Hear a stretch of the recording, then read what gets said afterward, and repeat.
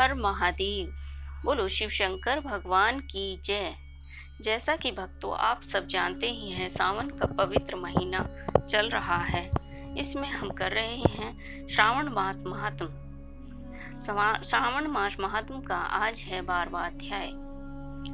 अगर आपने मेरा चैनल सब्सक्राइब नहीं किया है भक्तों, तो मेरा चैनल सब्सक्राइब कर लें और बेल आइकन प्रेस कर लें। तो शुरू करते हैं आज की कथा, स्वर्ण गौरी व्रत कथा। श्री शंकर भगवान जी ने श्री सनत कुमार से कहा, हे तात, अब मैं तुमसे श्रावण मास के शुक्ल पक्ष की तृतीया तिथि को किया जाने वाला शुभ स्वर्ण गौरी व्रत कहूँगा। उस दिन साधका को प्रातः काल उठकर स्नान आदि करके संकल्प करना चाहिए। 16 सोमवार उपचार से भगवान सदाशिव और पार्वती जी का अर्चन करके यह प्रार्थना करनी चाहिए, हे देवादिदेव, हे जगपति, हे सुरोत्तम, मेरी पूजा आप स्वीकार करें। महादेवी भवानी के व्रत की विधि के निमित्त उत्तम ब्राह्मणों का वायन देता हूँ। चावलों के आटे से बनाए गए 16 पकवान बांस की 16 टोकरियां में रखकर वस्त्रों से युक्त करके सपत्नीक 16 ब्राह्मणों को बुलाकर इस प्रकार निवेदन करना चाहिए, मैं व्रत की संपूर्णता और फल प्राप्त करने के लिए यह वायन देता हूँ। अलंकार आदि से संपन्न प्रतिवर्त धर्म युक्त शोभन स्वासिनी से स्वीकार करें। इस तरह 16 वर्ष, 8 वर्ष, 4 वर्ष, 1 वर्ष व्रत करके उद्यापन कर देना चाहिए। अर्चन की समाप्ति पर कथा सुनकर व्यास का अर्चन करना चाहिए। हे सनत कुमार जी, भगवान श्री सदाशिव से कहा, प्रभु, इस व्रत को किसने किया था और इसका महात्म्य क्या है, आप यह सब मुझे बताइए। भगवान श्री सदाशिव ने कहा, हे ब्रह्मपुत्र, आप बहुत अच्छी बात पूछी है, मैं सब कुछ तुम्हें बतलाता हूँ। हे महाभाग, यह स्वर्ण गौरी नामक व्रत प्राणियों को धन धान्य से सुखी करने वाला है। प्राचीन काल में सरस्वती के किनारे सुवीला नाम की एक प्रसिद्ध नगरी थी। उसमें कुबेर के तुल्य चंद्रप्रभा नाम वाला राजा राज्य करता था। उसकी महादेवी तथा विशाला नाम की 2 अति सुंदर रानियां थीं।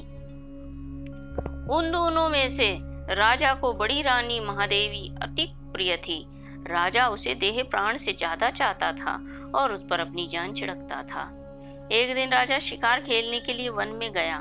वहां सिंह, शार्दूल, वाराह, अरना, भैंसे आदि का शिकार करके प्यास से व्याकुल हो जंगल में इधर उधर घूमने लगा। घूमते हुए वहां पर एक तालाब देखा, जो कि भ्रमर, चकवाक, कार्णव, पपीहा आदि जीवों तथा रंग बिरंगे विकसित कुमुद, उत्पल एवं कमल, मल्लिका, चमेली आदि से युक्त था। उसने तालाब के किनारे जाकर उसका उत्तम जल पिया। उसने देखा कि तालाब के किनारे अप्सराएं गौरी का अर्चन कर रही हैं। उनसे राजा ने पूछा, आप यह क्या कर रही हैं? उन्होंने उत्तर दिया, महाराज, हम स्वर्ण गौरी का व्रत कर रही हैं। यह मनुष्यों को हर प्रकार की संपत्ति देने वाला है और यह आप भी इस व्रत को कर लीजिए। राजा ने कहा, देवियों, आप इस व्रत की विधि मुझे बताइए, साथ ही यह भी कहिए कि इस व्रत की करने से क्या फल प्राप्त होता है। अप्सराओं ने कहा, महाराज, श्रावण शुक्ला तीज के दिन स्वर्ण गौरी का यह व्रत किया जाता है। इसमें प्रसन्नता पूर्वक भगवान सदाशिव और पार्वती का पूजन किया जाता है। 16 तार का डोरा पुरुष अपने दाएं हाथ में और स्त्रियां अपने बाएं हाथ में गले में बांधें। बस सही इस व्रत को करने की विधि है, इससे ही यह किया जाएगा। यह सुनकर राजा चंद्रप्रभा ने भी उस व्रत को किया और 16 तार का डोरा अपने दाएं हाथ में बांध लिया और उसने प्रार्थना की, हे देव, मैं इस डोरे को व्रत के दिन लिए बांधता हूँ, आप मुझ पर कृपा कीजिए। इस प्रकार व्रत करके राजा अपनी राजधानी को लौट आया। राजा की दाईं बाह में डोरा बंधा हुआ देखकर बड़ी रानी के क्रोध का ठिकाना न रहा और उसने जबरदस्ती वह डोरा तोड़कर बाहर पेड़ पर फेंक दिया। राजा ने उसे बहुत मना किया, मगर वह नहीं मानी। उस डोरे के स्पर्श से वह सूखा पेड़ हरा भरा होकर हरे रंग के ताजे पत्तों से संपन्न हो गया। छोटी रानी ने यह सारा हाल देखा। उसने वह टूटा हुआ डोरा पेड़ से उतारकर अपनी बाईं भुजा में बांध लिया। बस उस डोरे के प्रभाव से छोटी रानी राजा को सर्वाधिक प्रिय हो गई। इधर बड़ी रानी व्रत का अपमान करने से राजा द्वारा परित्यक्य तथा दुखी होकर वन को चली गई। वन में जाकर उसने महादेवी का ध्यान करके अपना पूजा प्रारंभ की और मुनियों के यहाँ ठहर गई। मुनियों ने उसे देखकर कहा, अरे पिशाचिनी, चली जा।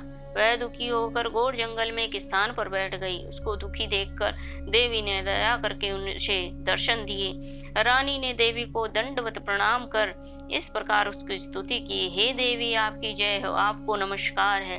हे भक्त वरप्रद, आपकी जय हो। हे शंकर वामांगे, आपकी जय हो। मंगल रूपे तेरी जय हो, आपकी जय हो। इस प्रकार बड़ी रानी ने देवी से वर प्राप्त करके गौरी अर्चन का व्रत किया। व्रत के प्रभाव से राजा जंगल में गया और बड़ी रानी को वापस ले आया। देवी के प्रसाद से राजा और दोनों रानियों ने सभी इच्छाएं पूर्ण हो गई। दोनों समृद्धशाली हो गया और अंत में दोनों पत्नियों सहित राजा शिवलोक को चला गया। शिव जी ने कहा, हे तात, जो शोभना पार्वती का व्रत करता है वह मेरा तथा पार्वती का अत्यंत ही प्रिय हो जाता है। इस लोक में उसको अधिक लक्ष्मी की प्राप्ति होती है और वह अपने शत्रुओं पर विजय प्राप्त करके अंत में शिव के निर्मल लोक को प्राप्त होता है। महामुने, तुम सावधान होकर इस व्रत की उद्यापन विधि सुनो। शुभ तिथि, शुभ वार, चंदबल, तारबल से हो जाने पर मंडप बनाएं और मंडप बनाकर उसे अष्टदल कमल के ऊपर 16 फल का बना घट में रखना चाहिए। उस घट के ऊपर 16 फल का बना तांबे का पूर्ण पात्र भी रखना चाहिए। उस पूर्ण पात्र में तिल भरकर उस पर पार्वती तथा भगवान सदाशिव की प्रतिमाएं रखनी चाहिए। 2 श्वेत कपड़े और 2 श्वेत यज्ञोपवीत रखने चाहिए और विधि मंत्रों से पूजन करके रात में जागना चाहिए। अगले दिन ही प्रातःकाल होकर पूजन करके हवन करना चाहिए। पहले ग्रह होम करना चाहिए, उसके पश्चात आधान होम करना चाहिए। यव मिश्रित तिल को घी में मिलाकर 1000 और 100 प्रधान आहुतियां भी देनी चाहिए। वस्त्र, अलंकार, धेनु आदि से आचार्य की पूजा करनी चाहिए। 16 वायनों को दान करके ब्राह्मणों को भोजन करवाना चाहिए। सपत्नीक 16 ब्राह्मणों को भोजन करवाकर सामर्थ्य के अनुसार ही दक्षिणा भी देनी चाहिए। इतना सब कुछ करने के बाद हर्षोल्लास के साथ सगे संबंधियों सहित भोजन करना चाहिए। इस प्रकार आज की कथा संपन्न होती है। आगे की कथाएं अब हम अगले अध्याय में करेंगे।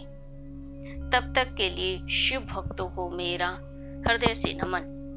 अगर आप सभी ने मेरा चैनल सब्सक्राइब ना किया हो तो आगे की ऐसी ही कहानियों के लिए आप मेरा चैनल सब्सक्राइब कर लें और बेल आइकन प्रेस कर लें और ये कथा सनातन धर्म को सभी को सुनने को मिले, इसके लिए सभी को शेयर भी करें। धन्यवाद।